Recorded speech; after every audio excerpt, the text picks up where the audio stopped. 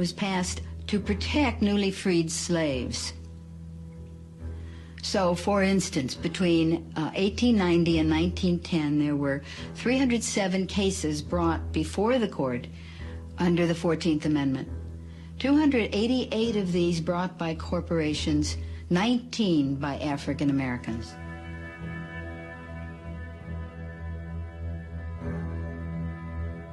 $600,000 people were killed to get rights for people.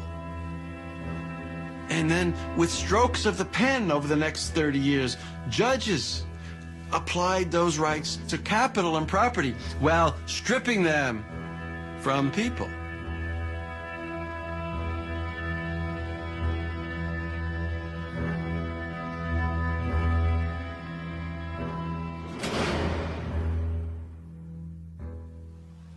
Everybody makes a mistake once in a while, but I just can't be personally responsible. That's one of the weaknesses of a partnership, isn't it, Sid? Well, maybe you'd better incorporate the store. Incorporate? Yes. Incorporating would give you the big advantage of what you want right now. Limited liability. You start with a group of people who want to invest their money in a company. Then these people apply for a charter as a corporation. This government issues a charter to that corporation. Now that corporation operates legally as an individual person. It is not a group of people. It is under the law a legal person. Imperial Steel Incorporated has many of the legal rights of a person. It can buy and sell property. It can borrow money. It can sue in court and be sued. It carries on a business. Imperial Steel, along with thousands of other legal persons, is a part of our daily living. It is a member of our society. Having acquired the legal rights and protections of a person, the question arises, what kind of person is the corporation? Corporations were given the rights of immortal persons, but then special kinds of persons, persons who have no moral conscience. These are a special kind of persons which are designed by law to be concerned only for their stockholders and not, say, what are sometimes called their stakeholders, like the community or the workforce or whatever. The great problem of having corporate citizens is that they aren't like the rest of us. As Baron Thurlow in England is supposed to have said, they have no soul to save and they have no body to incarcerate. I believe the mistake that a lot of people make when they think about corporations is they think, you know, corporations are like us. General Electric is a kind old man with lots of stories. Nike, young, energetic. Microsoft, aggressive. McDonald's, young, outgoing, enthusiastic. Monsanto, immaculately dressed. Disney, goofy. The Body Shop, deceptive. Very lovely. Do you know what the Body Shop is? Nope. They think they have feelings, they have politics, they have belief systems. They really only have one thing, the bottom line. How to make as much money as they can in any given quarter. That's it. Of course they make a profit, and it's a good thing. That's the incentive that makes capitalism work, to give us more of the things that we need. That's the incentive that other economic systems lack. People accuse us of only paying attention to the economic leg because they think that's what a business person's mindset is. It's just money. And it's not so, because we as business people know that we need to certainly address the environment, but also we need to be seen as constructive members of society. There are companies that do good for the communities. They produce services and goods that are of value to all of us, that make our lives better, and that's a good thing. The problem comes in the profit motivation here, because these people, there's no such thing as enough. And I always point out there's no organization on this planet that can neglect its economic foundation. Even someone, living under a banyan tree is dependent on support from someone. The economic leg has to be addressed by everyone. It's not just a business issue. But, unlike someone under a banyan tree, all publicly traded corporations have been structured through a series of legal decisions to have a peculiar and disturbing characteristic.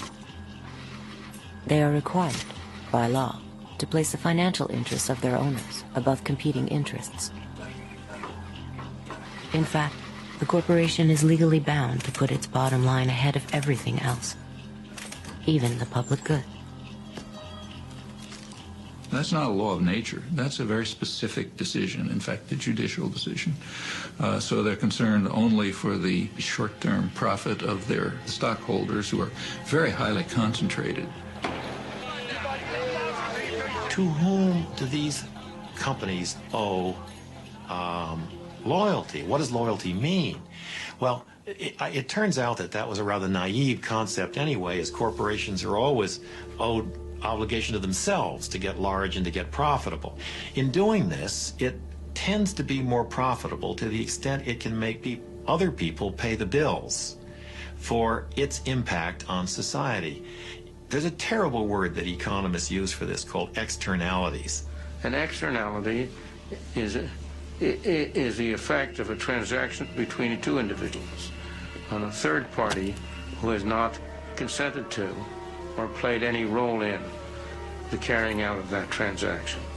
And there are real problems in that area, there's no doubt about it. Running a business is a tough proposition.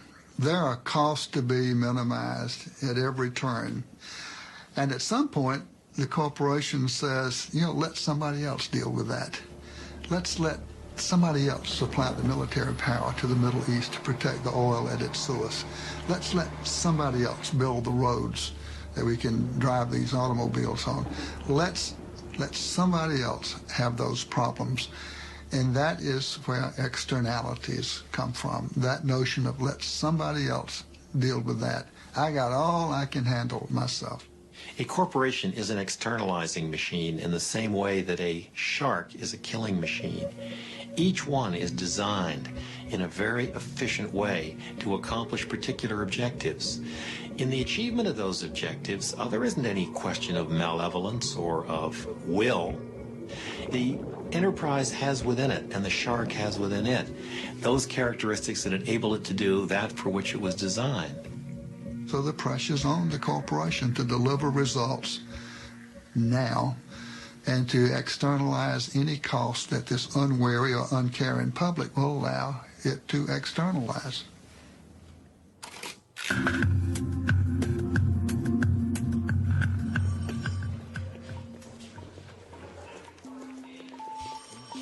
To determine the kind of personality that drives the corporation to behave like an externalizing machine, we can analyze it like a psychiatrist would a patient.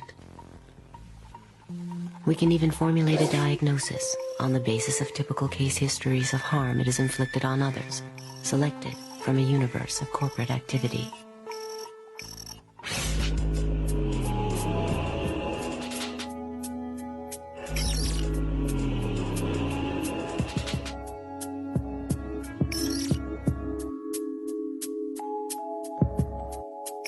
Well, this is the office of the National Labor Committee here in the garment area of New York City.